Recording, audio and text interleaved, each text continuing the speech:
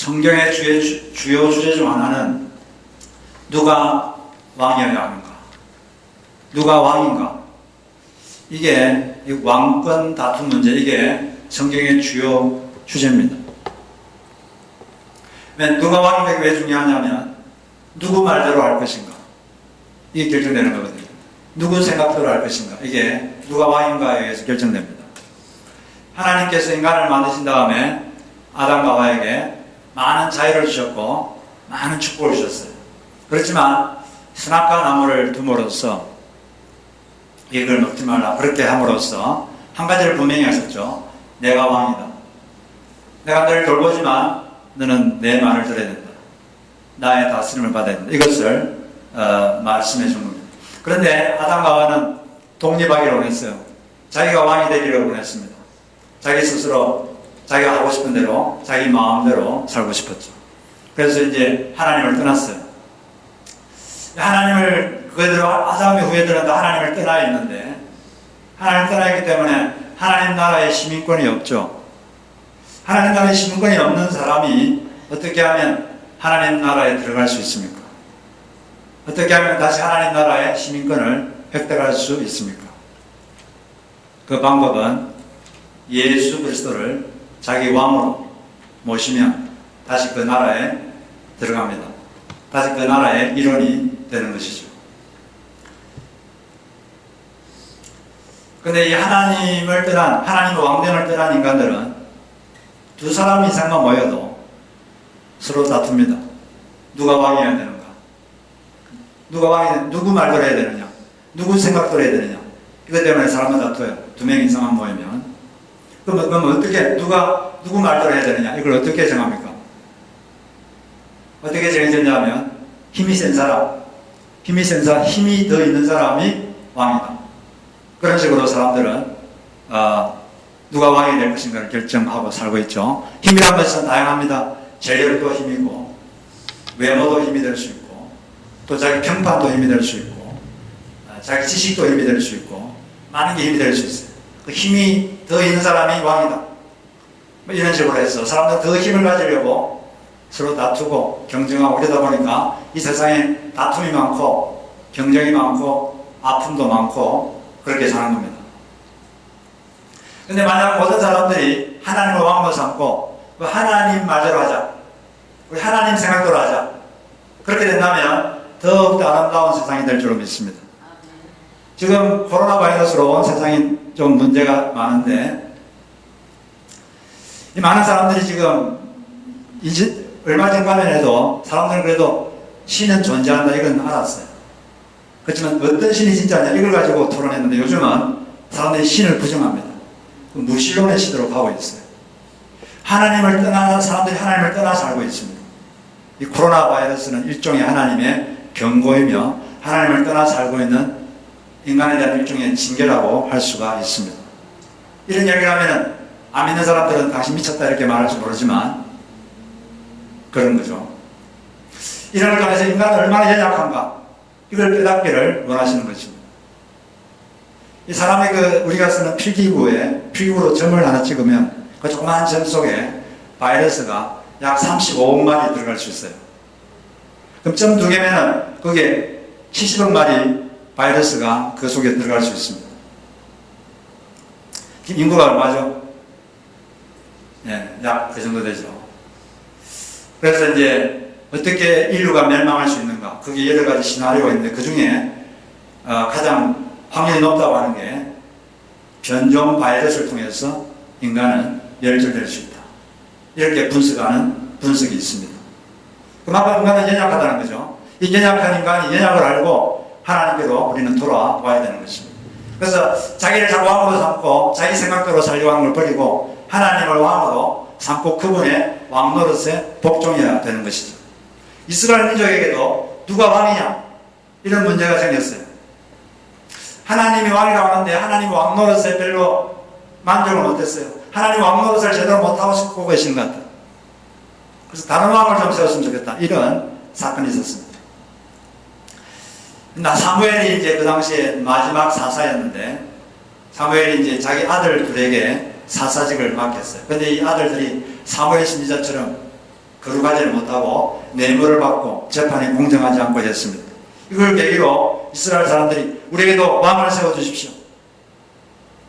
왕을 세워달라는 말은 우리에게 왕정 체제를 달라는 거죠. 왕정 체제를 주십시오. 지금까지는 사사 체제였습니다. 사사란 건 뭐냐면 재판관 이런 뜻인데, 이 사사 체제는 중앙 집권적인 그런 관료 조직이 없습니다. 그리고 상비군인도 없어요. 그냥 12지파가 각자 하나님의 할당한 곳에서 각 지파별로 그 지파의 그 원로들을 중심으로 조직을 해서 삽니다. 느슨한 부족 동맹체죠. 그렇게 살다가 전쟁이 나면 농사 짓다가 모여라, 사사가 모여라 그러면 모여가지고 이렇게 전쟁도 하고 막 그랬어요. 되게 이게 느슨해 보이죠. 엉성해 보이고.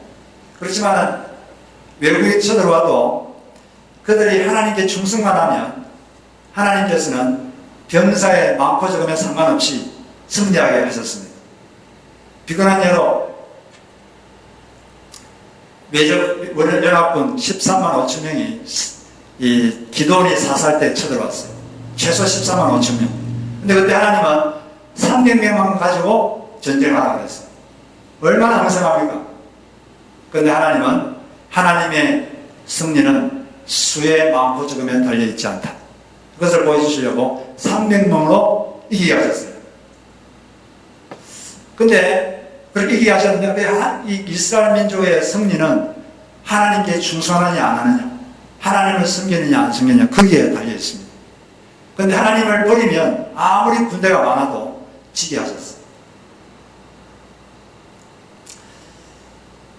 근데 그걸 알면서도 이제 이스라엘 민족 눈 보기에 불안하거든요. 다른 민족들은 훈련된 군대가 있고 조직이 있는데 이 자기들 보기에 너무 엉성하거든요.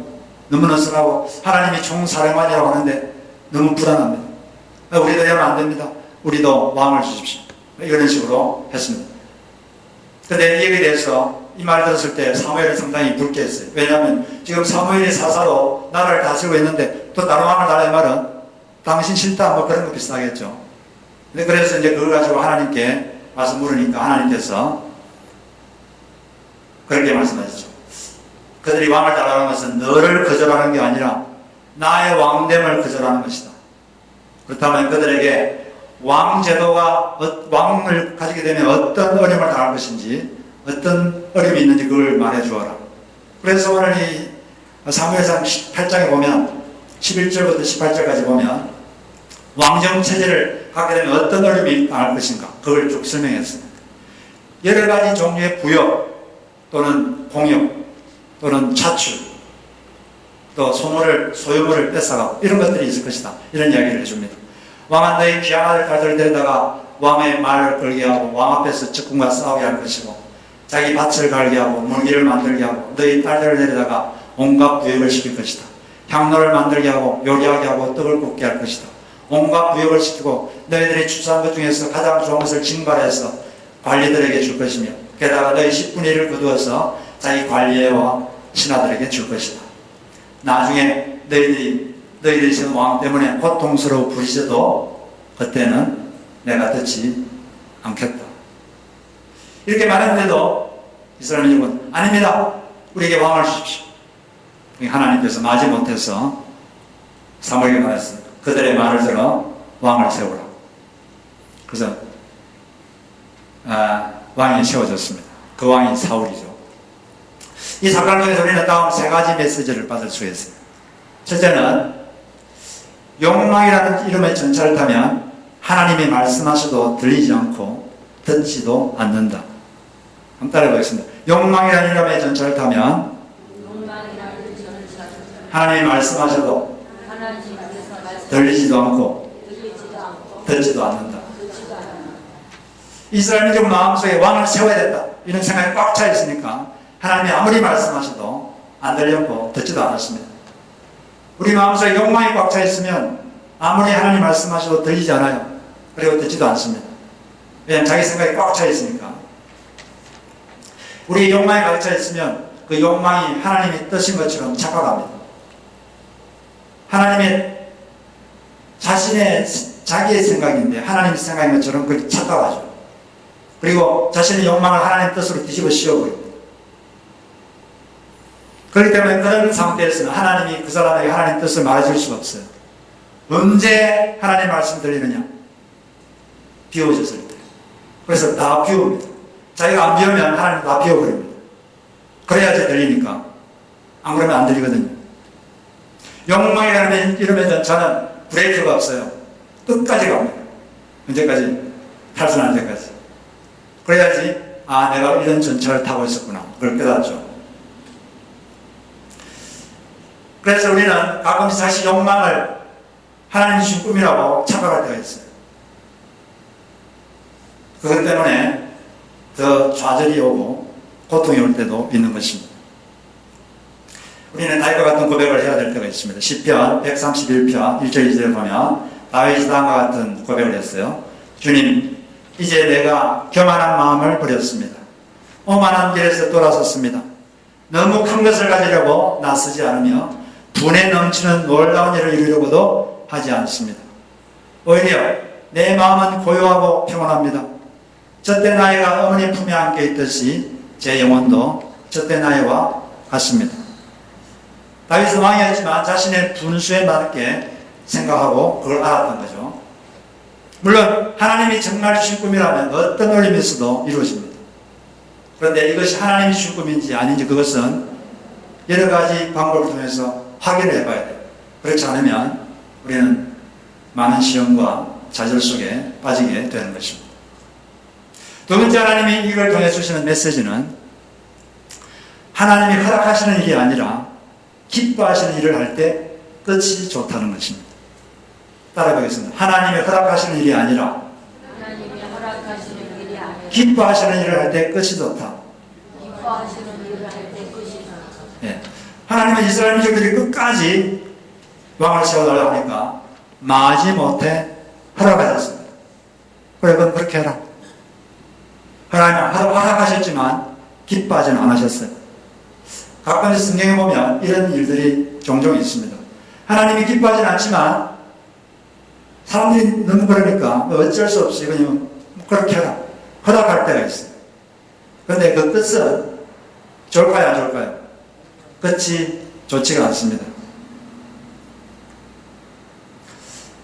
지금 이스라엘이 자꾸 왕을 달라고 그러니까 근데 성경 전체를 보면 아마 하나님께서도 때가 되면 왕을 세우실 그런 마음이 좀 있었던 것 같아요. 신명기 17장에 보면 앞으로 왕을 세울 때는 이러이러하게 왕을 세우고 그 왕은 이러이러하게 행동해야 된다. 그런 지침이 있는 거 보면 하나님도 뭐 때가 되면 그런 마음도 있었던 것 같은데 그러나 지금은 그때가 아닙니다. 그런데 갑자기 자꾸 왕을 달라고 그러니까 준비도 안 된 사울을 세운 거예요. 다윗은 준비된 왕이었거든요. 하나님은 다윗을 왕으로 세우기 전에 얼마나 오랫동안 준비했습니까? 거의 12, 3년 지나도록 훈련하고 갈고 닦았습니다. 고통 속에서도 하나님을 의지하는 걸 배우고 외로운 들판에서도 노래하는 것을 하나님을 찬양하도록 하고 그렇게 준비한 다음에 왕이 되니까 그 왕은 하나님의 뜻을 따라 잘 했어요. 근데 갑자기 이렇게 준비되지 않은 왕을 세우니까 자꾸 해달라고 그러니까 그래 그렇게 해라. 어땠습니까? 사울 때문에 이스라엘 민족은 엄청난 고통을 당했습니다. 가장 좋은 예로 사무엘 22장에 보면 사울이 무고하게 제사장 마을을 다 학살합니다. 제사장들 85명을 비롯해서 아이들, 어른들, 남녀, 여소, 가축까지 다 학살해요. 이 사울 때문에 이스라엘 민족은 엄청난 고통을 당했어요. 하나님이 마지못해 허락할 수밖에 그런 일은 하지 마시기 바랍니다. 하나님이 기뻐하는 일을 해야 돼요. 이걸 하나님이 기뻐하실까? 그걸 질문해보고 그걸 하실 때 끝이 좋습니다. 하나님이 마지못해 허락하시는 일이 아니라 기뻐하는 게 뭘까? 이 분별력이 있어요. 그런 하나님이 기뻐하는 일을 할 때 하나님은 우리에게 더 큰 은총을 주실 수 있는 것입니다.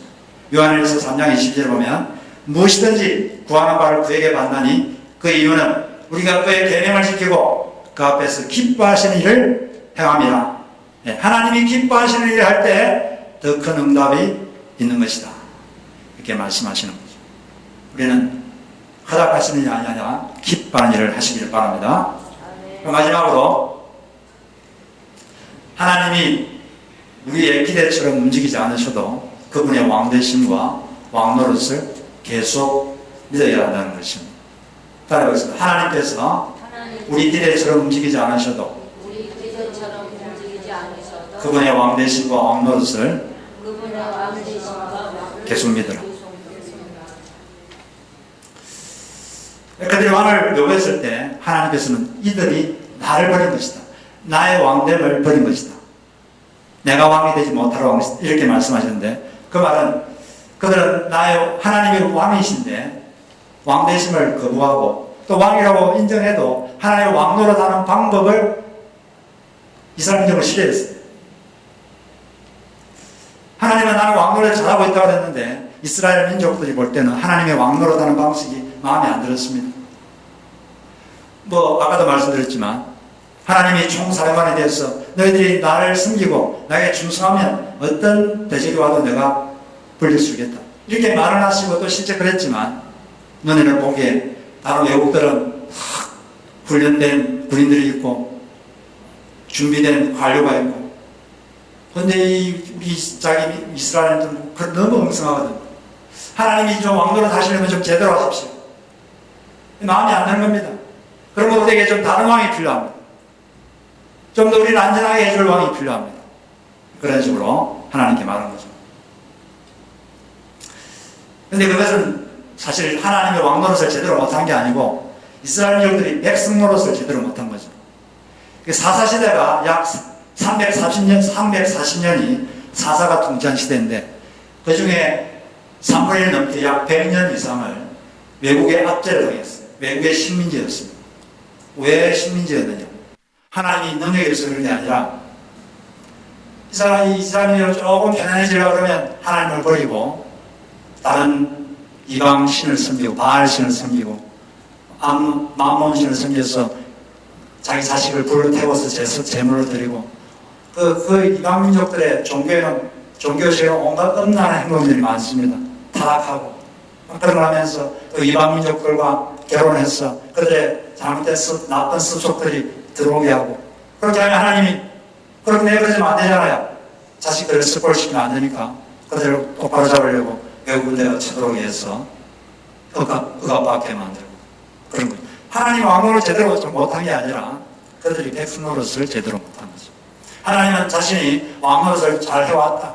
이렇게 사무엘상 10장에서 말하고 있죠. 사무엘 10장 18절 10절을 보면 하나님이 이렇게 사무엘 통해서 이렇게 말합니다.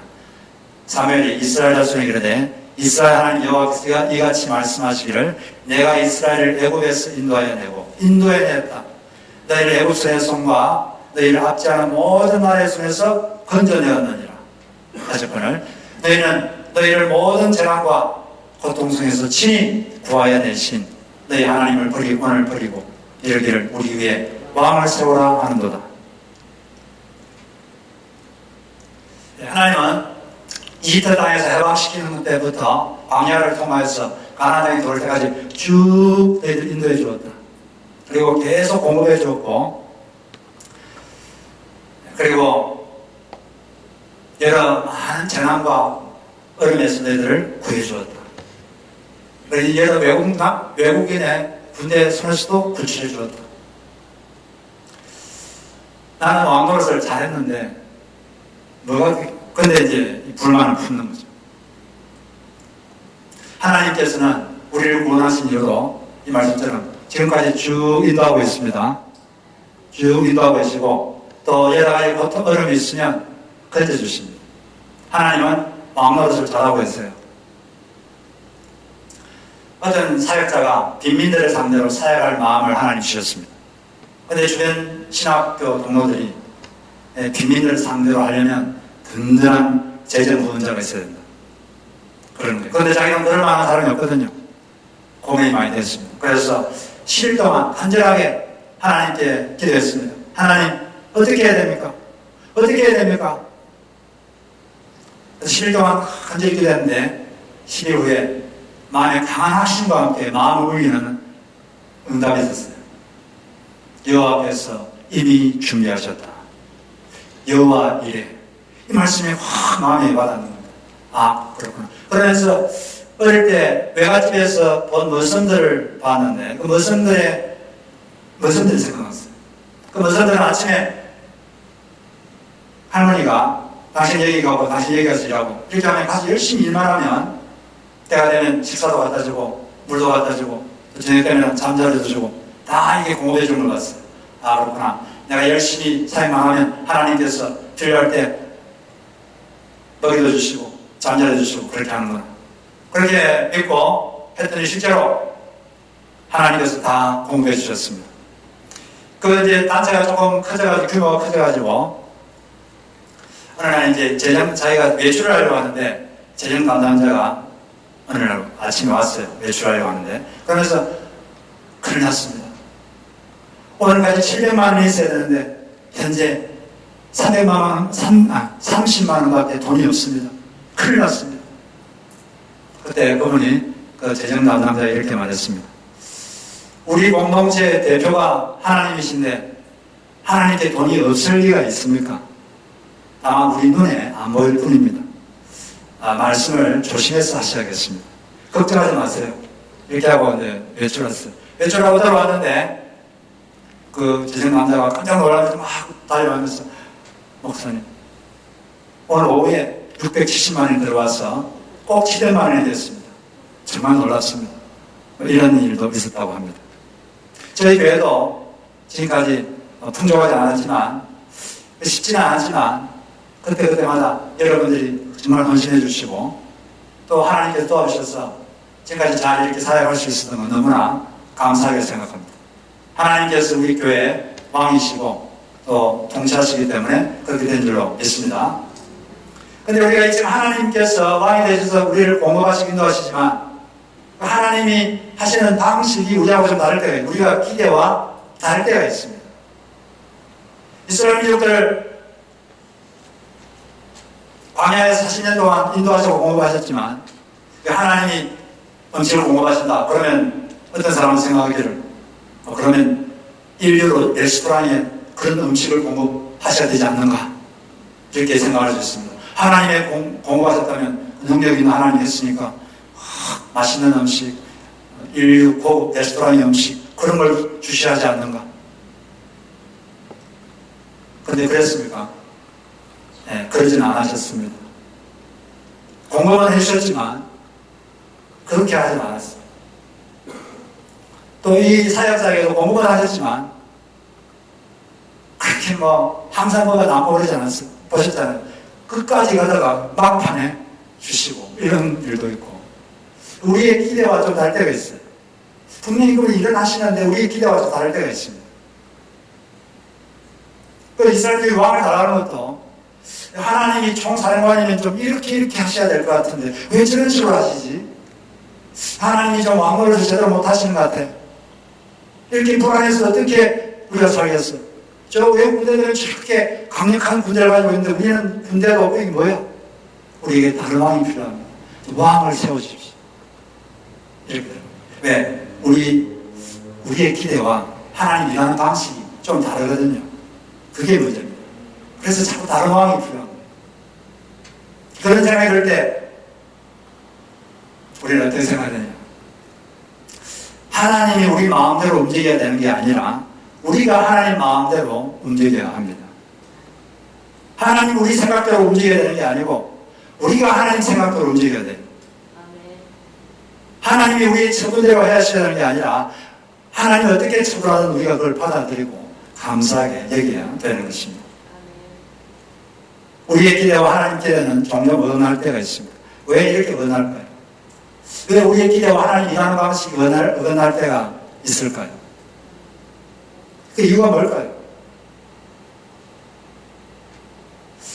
왜 하나님이 우리 생각과 다르게 행동할 때가 있을까요? 그건 그 이유가 이것입니다. 사람은 환경이 변하기를 원하지만 하나님은 우리가 변하기를 원하십니다. 그게 이유입니다. 사람은 환경이 먼저 변하기를 원하지만 하나님은 우리가 먼저 변하기를 원하십니다. 사람은 환경이 먼저 바뀌면 내가 괜찮을 것 같은데 하나님은 내가 먼저 변하면 환경이 바뀝니다. 우리는 환경 변화에 더 관심이 많은데 하나님은 우리 내면 변화에 관심이 더 많습니다. 사람은 환경이 우선 관심인데 하나님은 우리의 내면이 더 관심입니다. 그래서 자꾸 어긋나는 거예요. 자꾸 하나님하고 핀트가 안 맞습니다. 하나님 왜 저런 식으로 하시나? 이런 자꾸 의심이 드는 거죠. 아브라함의 인생을 보면 그걸 너무 잘 알 수가 있어요. 하나님은 아브라함에게 믿음을 심어주고 싶었어요. 그 믿음과 믿음에 의한 순종, 요걸 아브라함의 내면에 심어주고 싶었습니다. 그런데 이게 쉽지가 않았어요. 여러분, 우리는 아브라함을 믿음의 조상을 그러지만 처음부터 아브라함은 그런 믿음의 사람이 아니었습니다. 우리하고 똑같아요. 우리보다 더 못할 수도 있습니다. 그런데 그는 많은 실패와 세월을 통해서 그는 바뀌었습니다. 처음에 하나님께서 아브라함에게 뭐라고 그랬죠? 너는 고향과 친척과 아버지를 떠나 내가 지시할 땅으로 가라 그랬어요. 친척을 떠나라 그랬는데 아브라함이 친척을 데려갔어요. 누굴 데려갔습니까? 롯을 데려갔습니다. 친척을 떠나라 그랬는데 롯을 데려갔어요. 그 결과가 어땠습니까? 그것 때문에 아브라함 목자와 롯 목자가 서로 다투고 싸우고 그런 일이 있었어요. 그리고 롯이 이제 따로 떨어졌는데 나중에 롯이 애를 둘 낳았죠. 그 애가 누굽니까? 롯의 후손 모압과 암몬. 모압 족속과 암몬 족속은 그 뒤로 계속 이스라엘을 괴롭혔습니다. 이 두 족속 때문에 이스라엘은 엄청난 고통을 당했어요. 이런 걸 통해서 내 마음대로 하면 안 되고 하나님 말씀대로 해야 되는 것이구나. 내 마음대로 하면 이건 고통이 있는 것이구나. 그걸 이제 실패를 통해 깨닫는 거죠. 그리고 또 이제 하나님께서 아브라함에게 약속을 했습니다. 너의 자손이 하늘의 별처럼 많아질 것이다. 이렇게 약속을 했는데 10년이 지나도 하늘의 별은 그냥 개미새끼 한 마리, 자식이 한 명도 없어요. 그러니까 하나님이 인정하지 않은 방법, 하나님이 인정하지 않은 방법을 사용했습니다. 지름길을 택했죠. 여종을 통해서 내가 애를 낳아야겠다. 그리고 그 애를 내 후계자로 세우겠다. 그렇게 해가지고 하가를 통해서 애를 낳았는데 그 이름이 이스마엘입니다. 이스마엘 때문에 그 집안에 분파가 많았습니다. 그리고 그 이후로도 많았는데 이스마엘의 후손이 지금 누구죠? 아랍 족속들.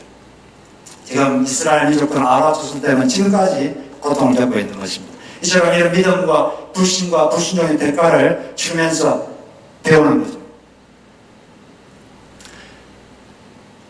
그리고 또 하나님께서 너희 자손을 하늘의 별처럼 많게 할 것이라 이를 믿었다면 이집트로 내려갔을 때 자기 생각에는 자기 아내가 너무 미인이거든요. 사실인지 아닌지 잘 모르겠어요. 자기 생각에는 되게 미인이기 때문에 아마 이집트에 가면 나를 죽이고 와이프를 뺏어갈 것이다. 그래서 거짓말을 했습니다. 하면 안 되는데 이 사람은 내 아내가 아니라 내 누이입니다. 만약 그가 믿음이 있었다면 하나님이 자기 자손을 별처럼 많게 해주기를 이걸 믿었다면 절대 그러지 않았을 겁니다. 죽어버리면 어떻게 자손이 있겠어요? 네, 믿음이 없으니까 거짓말하는 거죠. 그런데 이 사람이 바뀌었어요. 나중에 25년 뒤에 사람이 확 바뀌어 있습니다. 나중에는 하나밖에 없는 자식을 너의 제물로 드리라, 죽여서 인신제사를 드리라, 이 비합리적으로 보이는 이 명령에도 즉각 순종했습니다. 조금도 말하지 않고 바로 순종했어요. 그리고 그걸 믿었어요. 이삭이 죽더라도 네 후손을 하늘의 별처럼 많게 할 것이라는 하나님의 약속은 이루어진다. 이런 믿음의 사람이로 바뀌어버렸어요. 그런데 그렇게 사람이 바뀌는 동안 몇 년이 지났습니까? 25년. 우리는 생각하죠. 뭐 2, 3년이면 그건 뭐 괜찮아. 합리적이야. 4, 5년도 괜찮다. 근데 사람을 바뀌는 건 좋지만 어떻게 하늘의 별처럼 자식을 많게 해놓고 많겠다 해놓고 어떻게 자식 하나 놓는데 25년을 기다리게 하죠. 이게 너무 하신 거 아닌가? 저만 이런 생각이 듭니까? 여러분들은 그런 생각이 안 듭니까? 자식 하나 놓는데 어떻게 25년을 그렇게 기다리게 하십니까? 너무 이상하지 않아요? 하나님 이분이 좀 왕노릇을 좀 제대로 하고 있는 겁니까? 제대로 하고 있는 겁니까, 이분? 제대로 하고 있는 거예요? 죽었습니까? 이분이 제대로 하고 있는 겁니까? 그런데 많은 사람들이 하나님이 좀 잘못하고 있는 것 같아요. 왜 이런 생각이 드느냐? 핀트가 달랐어요. 하나님하고 자기하고 핀트가 달라. 사람은 환경이 바뀌기를 원하는데 하나님은 너의 내면이 바뀌어야 된다. 너가 바뀌어야 된다. 너는 먼저 너가 바뀌어야 된다. 그러면 환경이 따라올 수 있다. 이걸 망각하면 하나님과 동행하기가 너무 힘듭니다. 그것을 모르면 하나님이 왕노릇을 제대로 못하고 있다. 오해에 빠져서 다른 왕을 구하는 우상 숭배자가 되게 됩니다. 돈이라는 우상, 또 다른 여러 가지 우상, 많은 우상들이 있을 사람은. 한국에 아주 지금 잘 알려진 여자 목사님 계신데, 이분은 이름을 말하면 다 아는 분입니다.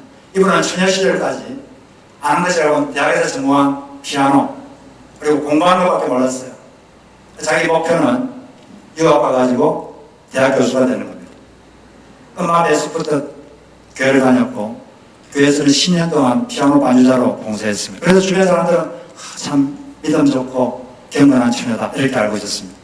그런데 결혼을 했는데 결혼 생활에서 완전히 조선시대 시집살이를 했습니다. 시어머니는 학교를 다녀본 적이 한 번도 없는 분이셨고, 여자가 책을 읽고 공부한다는 건 이해를 못하는 분이에요. 그분의 우상은 오로지 남편, 자식, 집안 살림, 이게 그의 우상이었습니다. 그래서 하루 종일 그 시어머니하고 자기하고 일하는 아주머니하고 했던 일은 하루 종일 청소하는 거예요. 오전 내내 청소하고 또 오후 내내 남편과 시아버지가 돌아올 때까지 계속 청소합니다. 갈 쓸고 닦고. 걸레도 종류가 많아요. 마른 걸레, 젖은 걸레, 윤 내는 걸레, 유창 깎는 걸레. 그리고 걸레도 물기가 많으냐 적으냐 이걸 봐서 물기가 많거나 적으면 바로 집어 던지고 다시 해라. 그리고 실탄을 주지 않습니다. 쉬는 시간에 뭐 책을 읽거나 이런 용납이 안 돼. 매출도 허락하지 않습니다.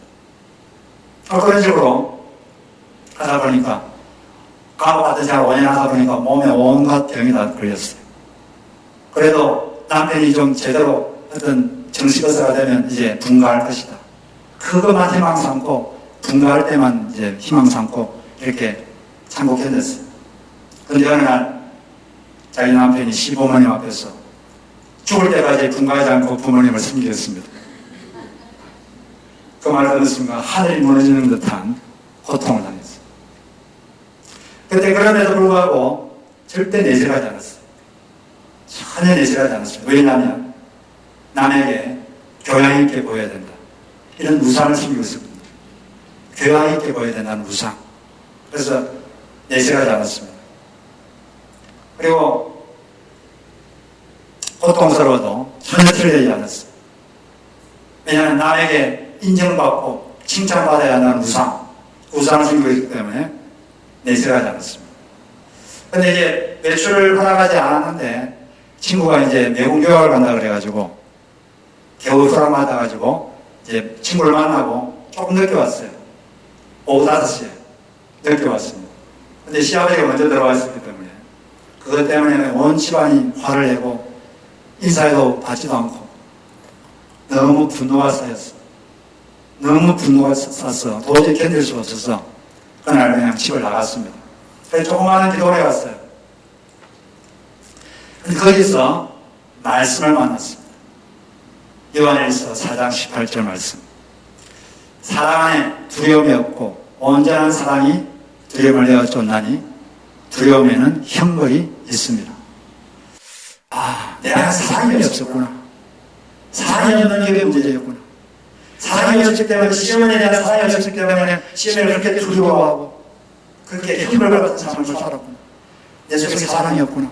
사랑이 없었기 때문에 내 시험 소리 안 들으려고 눈치 보면서 그렇게 살았구나. 자기의 사랑 없음을 눈물을 흘리면서 그렇게 해결을 했습니다. 그러면서 이제 예수를 만났어요. 그때 작은 다짐을 했어요. 내가 이제 정말 사랑으로 시어머니, 시아버지, 남편을 섬기겠습니다. 그리고 죽을 때까지 시어머니와 시아버지를 섬기겠습니다. 그렇게 다짐을 했습니다. 그리고 이제 편지를 적어서 보내서 집으로 지금까지 제가 겉으로는 웃고 다녔지만 정말 죽고 싶었습니다. 그러나 이제 깨달은 바가 있어서 이제 정말 저의 잘못을 깨닫고 정말 사랑하고 섬기겠습니다. 그런 이제 편지를 보냈어요. 집에 왔는데 가족들이 다 환영해 줍니다. 그래서 아버님이 그런 말을 하시는 거예요. 이제 분가해라. 아니 그렇게 분가하고 싶을 때는 전혀 그런 말이 없었는데 이제 정말 사랑으로 시어머니를 섬기고 시아버지를 섬기고 남편을 섬기겠습니다. 죽을 때까지 시아버지 시어머니를 섬기겠습니다. 이렇게 정말 자기의 자존감을 뉘우치고 하니까 분가가 하라. 그때 그는 깨달았습니다. 다른 참아도 제가 뭐 참는다고 말하는 바로 그 부분을 하나님께서는 끝까지 불륜시키신다. 다른 건 괜찮지만 저건 안 돼. 저건 내가 원하는 대로 돼야 돼. 하나는 바로 그것을 끝까지 불륜시킨다. 이걸 그는 그때 깨달았습니다. 다른 건 몰라도 이건 내가 원하는 대로 돼야 돼. 하나는 바로 그것을 하나님을 훈련시키시고 바로 그것을 진심으로 내려놓을 때 하나님이 주시는 경우가 있습니다. 내려놓는 것은 이렇게 돼도 감사하고 저렇게 돼도 감사하고 이런 마음의 상태가 있는 게 내려놓은 상태. 이게 반드시 이렇게 돼야 돼. 이건 집착이죠. 그 이후로는 어제 분가를 했는데 시부모님 집 근처에 살았어요. 그래서 오라고 하지 않았는데 매일 방문했습니다. 가서 이제는 다른 차원으로 교제를 했습니다. 어머님과 말씀으로 교제했습니다. 같이 말씀을 묵상하고 삶을 나누고 같이 기도했어요. 나중에 시어머님이 기도하는데 하나님 이렇게 귀한 하나님의 종님을 저희 가정에 보내주셔서 감사드립니다. 내 며느리를 좋아하는 아니라 내 며느리를 존경하는 위치에까지 가게 된 거죠. 그러면 빨리 분가해서 내가 원하는 빨리 분가하고 환경이 좋아져서 분가하면 내가 이제 좋아질 거라 생각했는데 하나님은 그렇게 하지 않으시고 5년 동안을 그렇게 그곳에 남겨주심으로 그가 바뀌도록 하신 겁니다. 그가 바뀌니까 환경을 바꾸어 주시는 거죠. 이게 바로 하나님이 일하시는 방식 중에 하나입니다. 사람은 환경이 바뀌기를 원하지만 하나님은 우리가 먼저 바뀌기를 원하시는 것입니다. 이걸 보면 하나님의 왕으로 사는 방식에 얘기가 안 되고 자꾸 어긋나는 겁니다. 자꾸 어긋나고 자꾸 얘기가 안 되고 자꾸 화가 나고 자꾸 시험에 빠지고 이렇게 될 수가 있는 것이죠. 하나님께 시험을 될 수 있어요. 우리는 하나님이 우리 왕이라는 것을 철저히 인정해야 됩니다. 왕이라는 것은 왕으로 모신다는 것은 우리가 그런 말을 듣는 거예요. 그분이 우리 말을 해야 되는 게 아닙니다. 그분이 어떻게 결정하시든 우리는 그냥 따르는 겁니다. 감사하고 감사하게 받아들이고 따르는 것입니다. 그렇게 할 때 그분이 더욱 아름답게 우리 삶을 인도하시는 거죠. 그리고 우리는 그 하나님 앞에 그 하나님께서는 아주 왕노릇을 잘하고 계십니다. 우리를 돌봐주고 계시고 또 인도하고 계시고 필요 앞에서 다 공급하고 계십니다. 그게 여러분의 기대처럼 안 될지는 모르지만 하나님은 그렇게 지금 하고 계십니다. 그 하나님께 우리는 다윗처럼 기도드려야 됩니다. 10편 136편 24절을 보면 주여 내게 무슨 악한 행위가 있나 보시고 나를 의의 길, 즉 영원한 길로 인도하소서. 그리고 또 이런 고백을 드리죠. 다윗같이 왕이신 나의 하나님이여 내가 주를 높이고 영원히 주의 이름을 송축하리이다. 송축하렵니다. 이 하나님을 여러 마음으로 모시고 그분께 감사하고 순종하며 사시길 주의 이름으로 축복합니다. 같이 기도하겠습니다.